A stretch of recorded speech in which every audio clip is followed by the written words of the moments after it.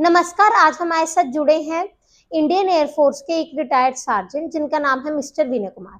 इन्होंने अपनी लाइफ का इम्पोर्टेंट पार्ट देश की सेवा में लगाया और कारगिल वॉर के दौरान भी अपना रोल प्ले किया। तो वेलकम सर। पहले आपसे क्वेश्चन ये है कि आपने इंडियन एयरफोर्स की जर्नी आपकी कैसी रही और आपको क्या इंस्पिरेशन मिली थी कि आपको इंडियन एयरफोर्स ज्वाइन करनी थी? हमारे एरिया में day and night Ambala base से फाइटर एयरक्राफ्ट एक्सरसाइज करते रहते हैं। जी। उनको देखकर मेरा मन हुआ कि मैं भारतीय वायुसेना ज्वाइन करूँ। और तीसरे तीसरे नंबर पे जब भी हम अम्बाला जाते थे, वहाँ पे एयरफोर्स पर्सनल की यूनिफॉर्म देखते थे। यूनिफॉर्म देखने के बाद हमारे मन में ये आता था कि हमें भारतीय वायुसेना ज्वाइन करनी चाहिए। एक बार हमने यहाँ पे अम्बाला एयरफोर्स स्टेशन में एक पागल जिम खाना इनका मेला होता है। जी जी जी। जब वो मेला हमने देखा, उसमें बहुत सारी गेम थी और जी बहुत सारे हमने जहाज देखे, फाइटर जहाज देखने के बाद मेरा इंटरेस्ट हुआ कि मुझे भारतीय वायुसेना ज्वाइन करनी चाहिए। जी। उसके बाद मैंने 1979 में भारतीय वायुसेना ज्वाइन करी और 99 में आफ्टर कंप्लीशन ऑफ 20 ईयर भारतीय वायुसेना से मैंने रिटायरमेंट ली। Okay sir.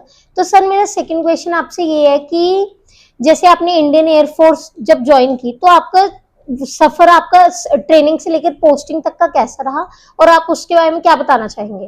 ट्रेनिंग से लेकर पोस्टिंग तक का सफर मेरा बड़ा इंजॉयफुल और एक्साइटेड रहा, क्योंकि ट्रेनिंग के दौरान जब हम अम्बाला से एयरफोर्स स्टेशन बेंगलोर गए, तो पहली फर्स्ट टाइम हमने ट्रेन में सफ़र किया। जी हम अम्बाला से 20 लड़कों ने ज्वाइन करी है। ट्रेनिंग सेंटर में पहुंचते ही सबसे पहले उन्होंने हमारा कुछ क्लोथिंग दी, मेस के खाने के लिए प्लेट मग वगैरह दिया। उसके बाद उन्होंने हमें चारपाई, ब्लैंकेट, बेडशीट बहुत सारा सामान दिया। जी उसके बाद हमने 1.5 साल की बेंगलोर के अंदर ट्रेनिंग करी। ट्रेनिंग के दौरान 2 बार हमें छुट्टी दी गई, इन्होंने 28-28 दिन की। अच्छा, उसके बाद जो हमारा सफ़र था ट्रेनिंग से लेके पोस्टिंग तक का जी सफ़र, उस ट्रेनिंग के में से सवेरे 5 बजे हेल्थ रन होती थी, 7 बजे परेड होती थी, 10 बजे एजुकेशन क्लास जी होती जी थी, जी 1 बजे लंच होता था, 4 बजे टीटी होती थी, फिर 7 बजे नाइट क्लास होती थी या आफ्टर डिनर। ट्रेनिंग के अंदर स्टडी बहुत ज़्यादा करनी पड़ती थी, जी ऐसे नहीं जी होता था कि बगैर स्टडी के काम करना पड़ेगा। वहाँ पे मॉर्निंग में सवेरे 4:30 बजे हेल्थ रन होती थी 3 किलोमीटर की। जी। सर मेरा थर्ड क्वेश्चन आपसे ये होगा कि आपका जो कारगिल वॉर हुई तो वहां पे आपका रोल क्या था और आपके रोल से ओवरऑल मिशन पे क्या इम्पैक्ट पड़ा? कारगिल की वार के दौरान मैं एक 30 डेज वार का एक मेंबर था जी विद टेक्निकल टीम। उस टेक्निकल टीम और हम मिलके ही जो सारा रोल अदा करते हैं, और पायलट्स की जो मेन सपोर्टिंग होते हैं हम ही लोग सपोर्ट करते हैं। ठीक है, ग्राउंड में जो रियलिटी होती है वो हम ही फेस करते हैं।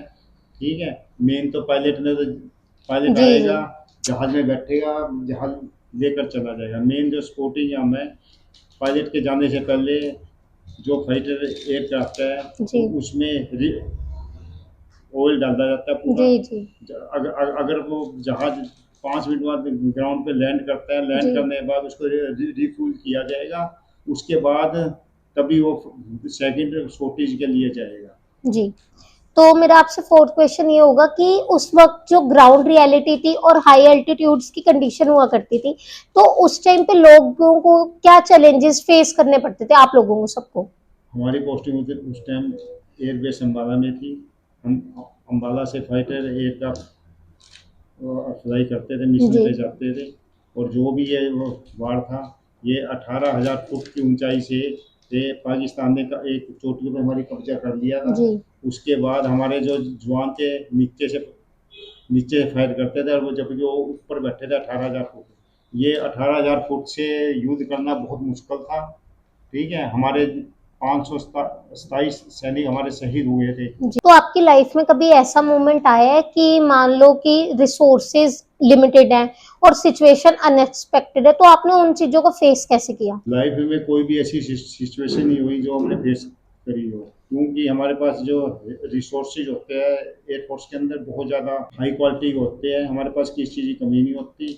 हर चीज़ वार टाइम से पहले हमारी जो एक्सरसाइज होती है पीस टाइम में होती है। पीस टाइम में एक्सरसाइज होती है, उसमें कंटिन्यूस 72 आवर के लिए हमारी एक्सरसाइज होती है, उसमें डे एंड नाइट हम सो नहीं सकते। जी। तो वॉर के दौरान प्रेशर और रिस्पॉन्सिबिलिटी दोनों हाई होती है, तो अब दोनों चीजों का एक फियर भी होता ही है मन में, थोड़ा बहुत तो होता है, चाहे कोई एयरफोर्स में हो चाहे किसी चीज में भी हो। तो आप उन चीजों को कैसे हैंडल करते थे अपनी लाइफ में? हमारे ऊपर कोई भी प्रेशर नहीं होता था, कोई फियर नहीं होता था, क्योंकि हमें हमारी जो ट्रेनिंग थी, इस टाइप की ट्रेनिंग थी कि हमें उस ट्रेनिंग के दौरान सब कुछ सिखाया जाता था। ट्रेनिंग सेंटर में एक ट्रेनिंग होती थी, 28 डेज की जंगल में ट्रेनिंग होती थी। उसमें क्या करते थे, वो एक सी वाटर बोतल देते थे, 1 लीटर पानी। उस 1 लीटर पानी में ही सारा टाइम हमें गुजारना पड़ता, उसी में पीना है, उसी में फेस धोना है, उसी में टॉयलेट जाना है। जी। मैसेज देंगे कि बम्बार्ड होगी, मेस में बम्बार्ड होगी, जी। तो we have to shift mess to another place.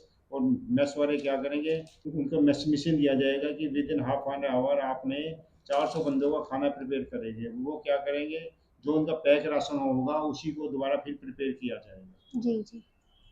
बाद में वो मैसेज देंगे, भाई आपकी फायरिंग बम्बार्ड होगी। जी। क्या करेंगे, जब चंडीगढ़ से जहाँ जाएगा अम्बाला में, एक डिश के नीचे फेंक जाएगा। जी। डिश फेंकने का मतलब है कि वो अगर हमारी आर्मरी पे गिरती है, आर्मी बम्बार्ड होगी, तो हमें क्या करना पड़ेगा, विद इन 15 मिनट आर्मी को हमें दूसरी जगह पे शिफ्ट करना पड़ेगा, सेफ प्लेस पे। जी। तो सर जैसे आपने अभी कहा, तो आपको ऐसा लगता है कि उस टाइम सिस्टम या कुछ ऐसे इक्विपमेंट्स में गैप थे जो मतलब आगे जाके कवर हो चुके थे या हो सकते थे आगे? उस टाइम 99 के अंदर जो सिस्टम था मैनुअली था। जी। ठीक जी। है।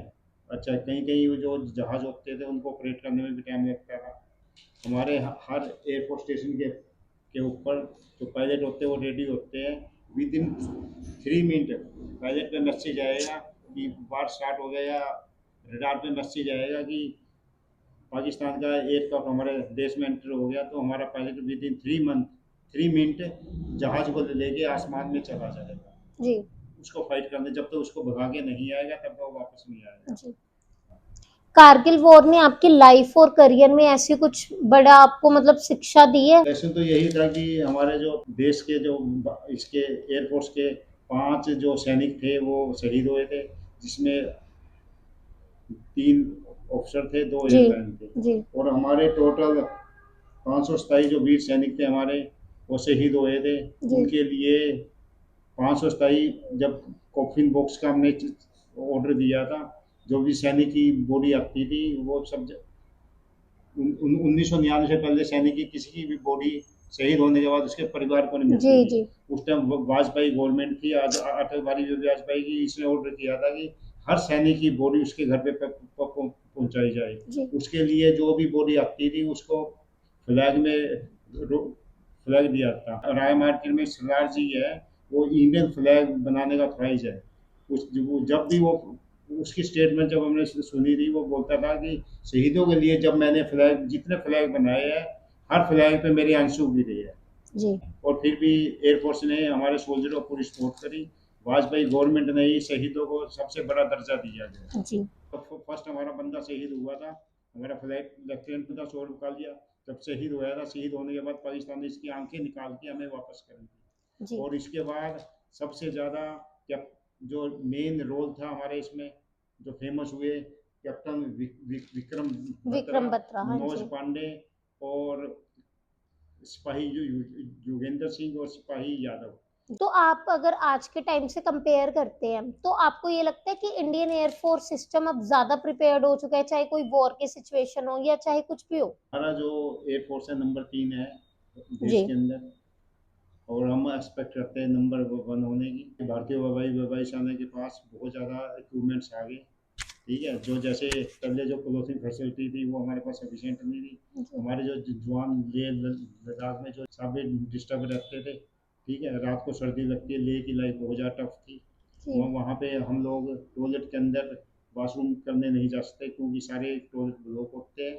ठीक है। जी। और इतनी बदबू आती है टॉयलेट में। हमारे जो जवान है वो हर हफ्ते बाद चंडीगढ़ नहाने के लिए आते हैं, हमारे जहाँ चलते हैं चंडीगढ़ से अम्बाले, चंडीगढ़ से लेह के लिए। ठीक है, वो जहाँ जाते हैं वो जाते हैं सामान लेके, उनमें हमारे सैनिक आते रहते हैं और नहा धो के चले जाते हैं। तो ऐसा कोई इंसिडेंट हुआ है आपके साथ कि जो आज भी आपके दिल के करीब हो? दिल के करीब तो यही था कि हमारे जो जवान थे वो शहीद हुए हैं। इंसिडेंट एक बार एयरपोर्ट स्टेशन आमला में हुआ था। हम्म। हमारे 4 ट्रेन आए केरला से। वो जी जी केरला से बिलोंग करते थे। जी वो एमुनेशन डिपो था, उसमें एक्सप्लोरर और डिटोनेटर सेपरेट स्टॉक किया हुआ था। तो उनको जब जब उनकी आफ्टरनून ड्यूटी थी, उनको एजुकेट किया गया कि आपने ये डिटोनेटर और एक्सप्लोरर पास नहीं रखने, और जो इनकी जो वायर है वो आपस में टच नहीं करनी, अगर जी ये टच कर दिए ब्रस्ट हो जाएगा, जी मतलब एक्सप्लोर हो जाएगा। जी जी जब वो नाइट उनकी आफ्टर ड्यूटी स्टार्ट हुई 2 बजे, उन्होंने बचपन दिमाग था, उन्होंने सोचा ये बंदे वैसे अंदाजा लगा रहे हैं। उन्होंने क्या किया, एक्सप्लोर और डिटोनेटर की तारे जो वायर जोड़ दिया, जी। दैट वाज ब्रस्टेड, और वो जो 4 सैनिक थे वो सारे के सारे डेथ हो गई उनकी। सर, आप आज के यूथ को क्या मैसेज देना चाहेंगे, स्पेशली जो वो बच्चे जिन्होंने आगे डिफेंस ज्वाइन करनी हो? मैं ज्वाइन करने के लिए तो यही बोलेंगे कि एयरफोर्स ज्वाइन करो, जी। क्योंकि एयरफोर्स में जो लाइफ है बहुत अच्छी है, तो आपको क्या लगता है तीनों रिस्पेक्टेबल। में से बेटर कौन है, एयरफोर्स? इसके लिए बारे में कुछ नहीं बोल सकता, क्योंकि तीनों सर्विस अच्छी है। ठीक ओके है, ओके। और ये जो एयरफोर्स के अंदर प्रेजेंट सैलरी अच्छी है, हमारे पास फैसिलिटी बहुत है, मेडिकल मेडिकल फैसिलिटी फैसिलिटीज। है, एजुकेशन फैसिलिटी है, जी और कंटीन फैसिलिटी है, मेस फैसिलिटी है। जी जी फैसिलिटी इतनी है कि अनकाउंटेड।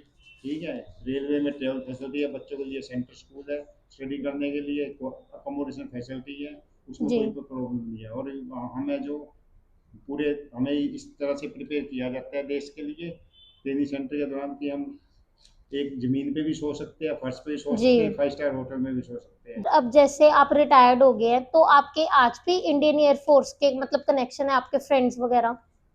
रिटायर होने के बाद तो बहुत कनेक्शन है, क्योंकि हमारा जो बैच था वो 1979 का बैच हाँ था। जी हाँ जी। फर्स्ट टाइम हमारी जो गेट टुगेदर हुआ आफ्टर 40 कंप्लीशन ऑफ 40 ईयर, तो फर्स्ट टाइम वो बेंगलोर में हुआ था। 79 वो सारे के सारे 17-17 साल के बच्चे थे।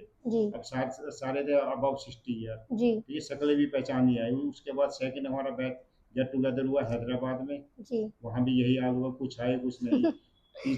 तीसरा गेट टुगेदर हुआ आगरा में। आगरा में जब वो गेट टुगेदर हुआ 23 फरवरी को था। 23 फरवरी को मेरा बर्थडे था। तो मेरा जो बर्थडे है, मेरे क्लासमेट ने, कोर्समेट ने वहाँ दोस्तों के साथ सेलिब्रेट किया हमने। सेलिब्रेट किया। जी कोर्स के दोस्तों के साथ कॉन्टैक्ट है।